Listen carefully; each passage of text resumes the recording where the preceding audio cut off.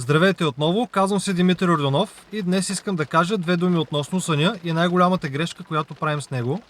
А именно, често ние гледаме на съня като края на нашия ден. А всъщност е точно обратното. Съня е началото на нашия ден. Много добре знаем, че когато сме се наспали добре, денят ни е лек, ползотворен и минава гладко. А ако не сме се наспали, денят ни е труден, тегъв, неприятен и често не е ползотворен. Затова призивът ми към вас е: наспивайте се добре. Ето ви три метода, които да използвате. Никакви кафета след 12 на обяд. Също лягайте си преди 10 вечерта, ако можете. Защото учените са доказали, че всеки час сън преди 12 вечерта се бори за 2 часа. И трето, 1 час преди да си легнете, опитайте да успокоите своя ум. Без да гледате лоши новини, без да скролвате в TikTok и Facebook и така. Благодаря ви, успешен ден!